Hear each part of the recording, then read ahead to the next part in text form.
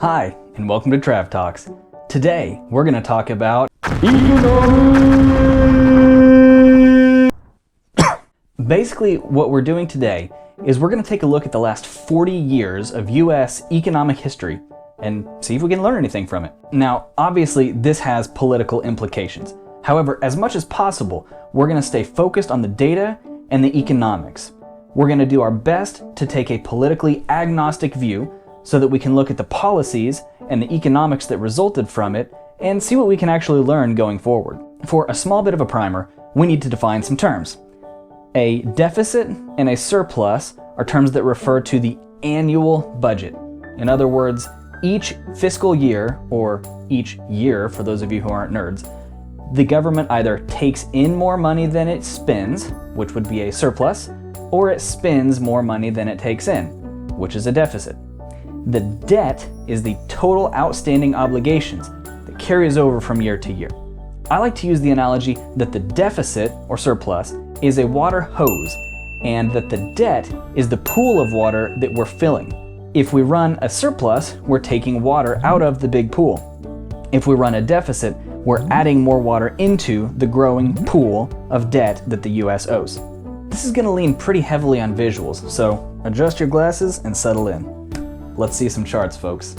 The blue columns on this first chart show the annual deficit or surplus for each year from 1980 to 2020, pre-COVID. The red line on this first graph indicates the total debt, the pool, and uses a secondary scale so that they both fit in one chart. As we go through, we're going to talk about who was in office and the economic policies and external forces that shaped their impact on the US economy.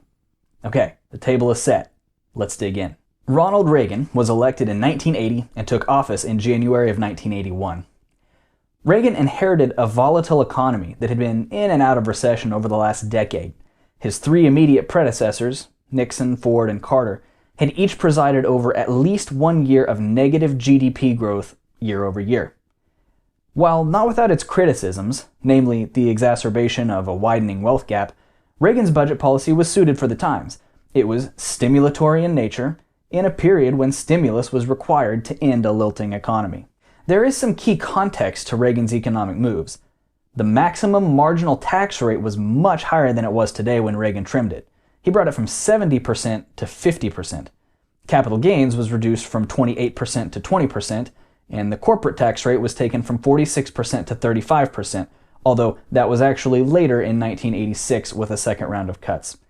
Today, by contrast, the highest rate is in the 30s, the capital gains rate is 15%, and the corporate tax rate under Trump has gone down to 20%. The point being this: Reagan's tax policies illustrate that excessive taxes can be restrictive on the economy. But as we see with Reagan's second term in 1986, and in successive administrations, a tax cut is not a shortcut to a winning or a sustainable economy. More on that to come. George H.W. Bush's Omnibus Budget Reconciliation Act, OBRA, of 1990 was a compromise act in service of his goal of ending federal budget deficits. But due to his commitment to no new taxes and hesitation to reduce defense spending, it was only a partial measure. In 1990, Bush presided over a small recession caused in part by a cooling of the national real estate market, as well as the oil price shock in 1990 that came about due to the Iraqi invasion of Kuwait and the uncertainty around Desert Storm that followed. H.W. Bush was a bit unlucky in the economic forces of his tenure. He inherited a decent economy from Reagan, but also growing deficits which were becoming a public concern. He also had no direct control over the causes of the Middle East oil shock. All told, he began the shift from Reagan's expansionary fiscal policy to a more relaxed policy that would enable the budget surpluses later in the decade. Bill Clinton's first year saw another Omnibus Budget Reconciliation Act passed into law, just barely, which combined modest tax increases with spending cuts in a direct effort to tackle the deficit. It definitely worked. The original target of this bill was to cut the deficit in half by 1997. It actually exceeded this goal, underpinned by an economic boom, which took the deficit from $290 billion in Bush's last year in office to only $17 billion in 1997 during Clinton's first year of his second term. In 1998, the U.S. would run its first budget surplus since 1969 and would continue through 2001.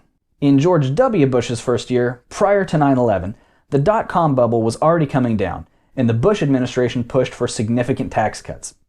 Now, clearly, the impact of 9/11 should not be understated, but as this is a primarily economics-focused chat, we can actually parse out the impacts fairly easily. The Afghanistan war cost approximately $23 billion in both 2001 and 2002. In other words, executing the war in Afghanistan only accounts for about 10% of the change in the federal budget. It was a $23 billion expense out of a $286 billion increase. Coinciding with this, the U.S. Treasury Department, the Congressional Budget Office, and the Center on Budget and Policy Priorities have all stated that the tax cuts did not, in fact, pay for themselves as was originally claimed. There's a reasonable counterargument that 9/11 changed everything. Socially, perhaps that's true, but economically speaking, the cost of the war was only a small portion of the movement in the U.S. budget, and didn't prevent the housing and market booms and subsequent busts in the late aughts. Despite the ongoing wars, the U.S. economy would return to growth and in fact boom during Bush's 2 terms. Unfortunately, the tax cuts meant that we continued to run deficits, even in a relatively strong economy. What this led to was an economy unprepared for shock, and this, right here, is the tale of the tape. Reagan showed that deficit spending is useful to stimulate a sluggish economy. Bush's economics dogmatically applied the economy of the 1980s to the 2000s, but they were far from the same. Clinton's budget surplus left Bush economically prepared for the shock of the tech bubble and of 9/11.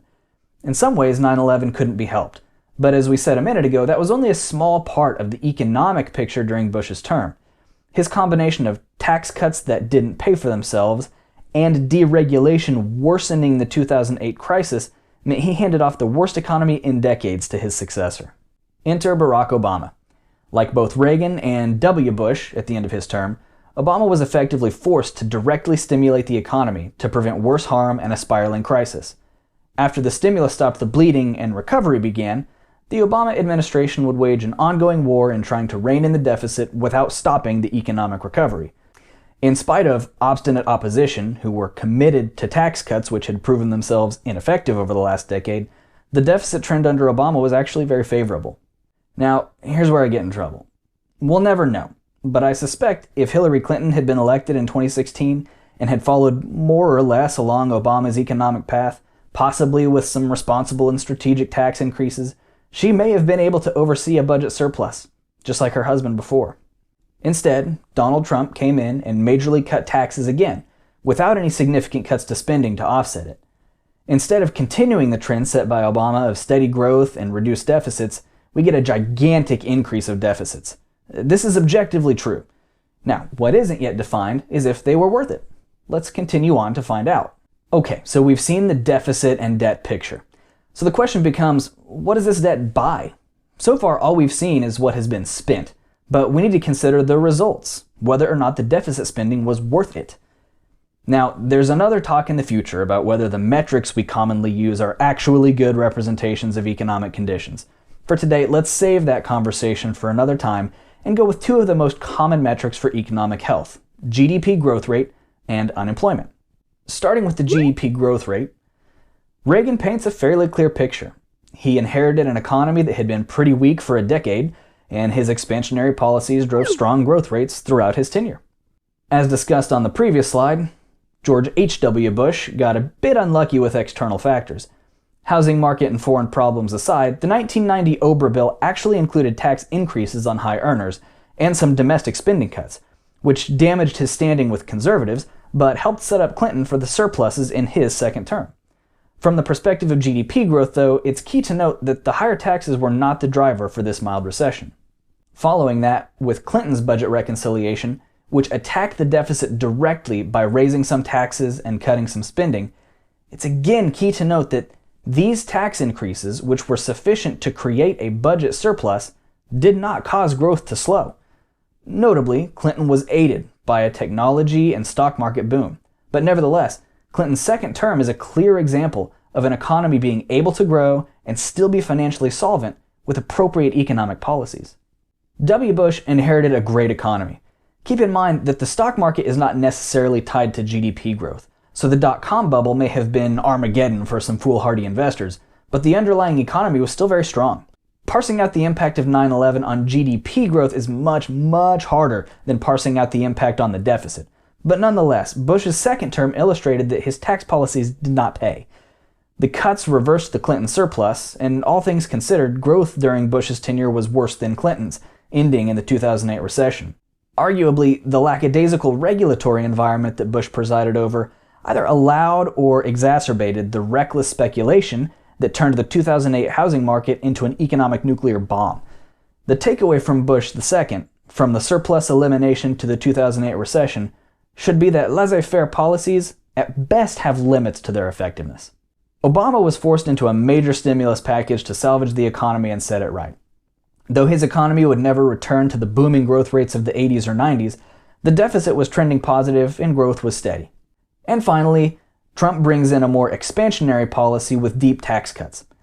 Growth under his administration had been steady until the impact of coronavirus in 2020, which is excluded from all numbers shown so far. However, it should be noted that the major expansion of the deficit didn't drive super growth. Trump's average growth rate is marginally better than Obama's, and has been much, much more expensive from a federal budget perspective. Finally, let's very quickly look at unemployment. Again, all numbers shown are pre-COVID. Reagan inherited a recession, and unemployment spiked above 10% in his second year in office. He drove unemployment down to around 5%, which is a very healthy level by the end of his second term. The 1991 recession under Bush took unemployment up to around 7.4%.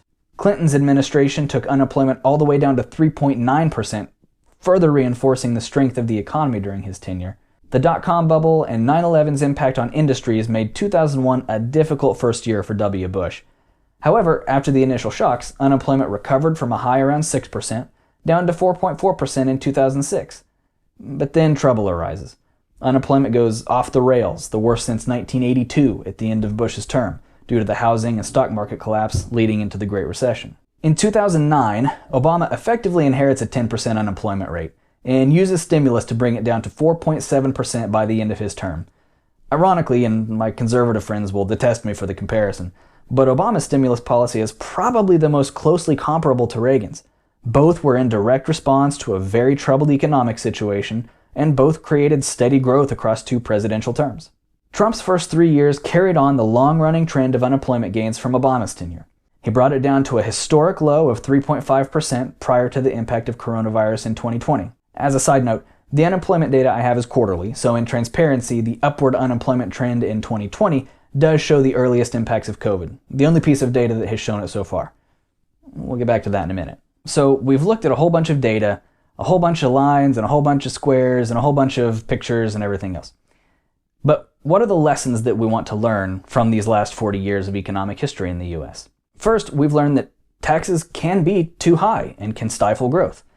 Reagan's tax cuts in 1981, which took the top marginal income tax rate from 70% down to 50%, and took the capital gains rate from 28% down to 20%, helped contribute to the strong growth and the good economy of the 1980s. We've also learned that taxes can be too low. Bush reduced taxes, but did not drive sustainable growth. Trump exploded the deficits, and growth barely ticked upwards. And even if we look at Reagan's tax reduction in 1986, it didn't have the same stimulatory effect as his original tax cuts in 1981. And third, we've learned that direct federal deficit spending stimulus can work. It was an effective remedy in the 1980s and in the 2010s. And both Reagan's and Obama's stimulus packages, or economic expansionary policies, whatever you want to call it, ended recessions and resulted in steady growth. Lastly, we need to take a look at where things really stand today, coronavirus and all, because these last 6 months have enormous lessons for us to learn going forward. These views are a composite. It shows the deficit, it shows unemployment in the red line, and GDP growth rate in the green line. Why is everything so small, you ask? And why is the scale of the secondary axis on the right so crazy? Enter COVID-19. Pow! The baseline budget for 2020 prior to COVID-19 was going to be $1 trillion deficit already. With $2.2 trillion of stimulus spending so far, and possibly more coming at some point, we have blown all precedent completely out of the water. Obama's 2009 recession stimulus now looks like peanuts. The negative GDP growth from the recessions in 80, 82, 91, 2001, and even 2009 are barely on the radar. Now, coronavirus is in many ways an externality. H.W. Bush did not choose for oil markets to go crazy and could not control Iraq invading Kuwait. Clinton did not choose Wall Street speculation on worthless .com companies. W. Bush did not choose 9/11.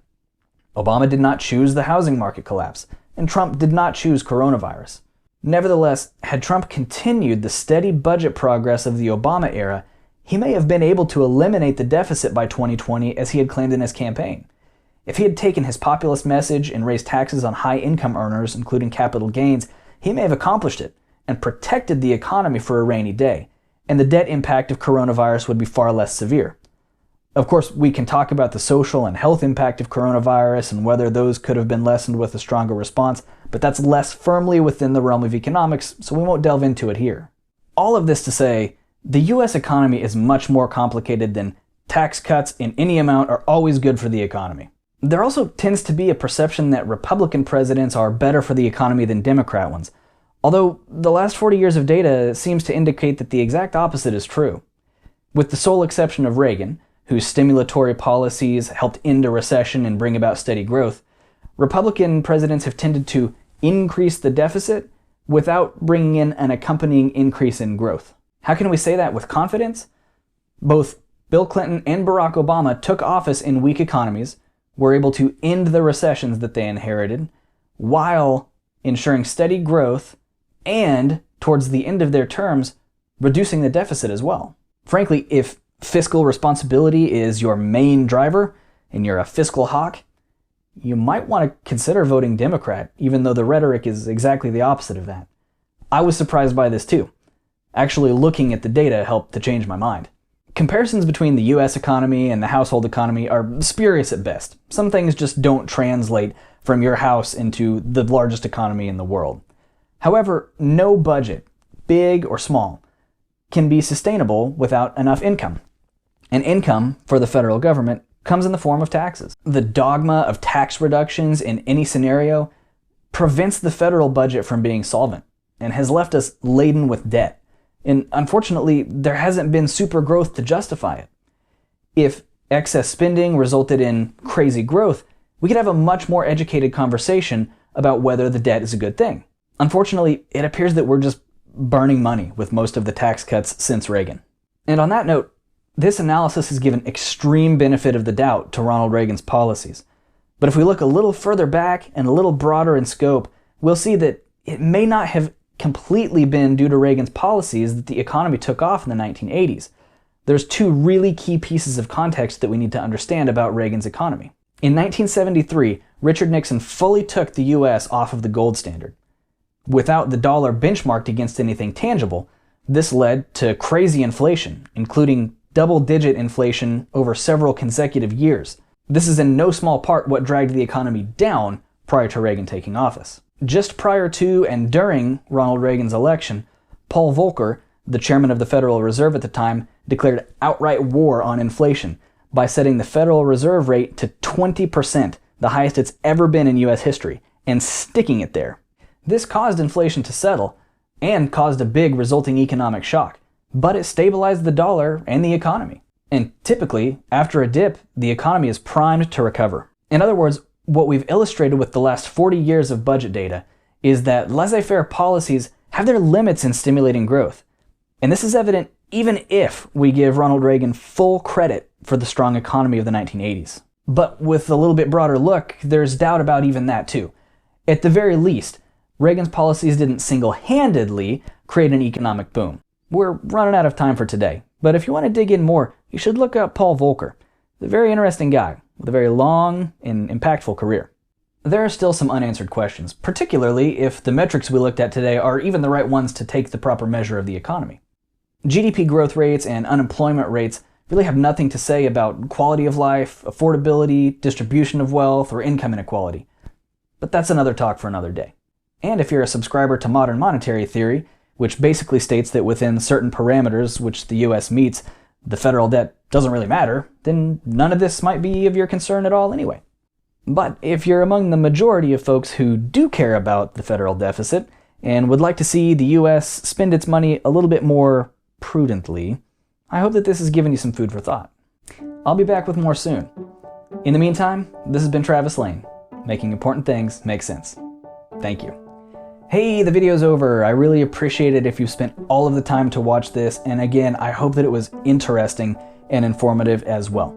This whole project took a lot of time and a lot of energy and a lot of research, and as you can see, I didn't interrupt you with ads during any of this, so I hope that it was seamless and interesting. If you found it to be useful, I would really appreciate a donation. Down below, you can see links for my Patreon page where you can set up a recurring subscription. If you subscribe, that'll tell me that you really want to see more things like this. If you like this video but don't want to commit to a recurring subscription, that's okay. There's also a link where you can donate via PayPal just to say, hey, thank you for the time and effort that went into this video. I would really appreciate even $1 or $5. It would just tell me that this time was worth it for you and that I should keep doing more like it. And if you're just here for the content, I appreciate you too. And I would love it if you would like and subscribe or share this video so that more people can get eyes on it. And hopefully we can start spreading the good news of economic data in an interesting way. However you choose to engage or not engage, it's much appreciated. Thank you for your time, and I'll see you again soon.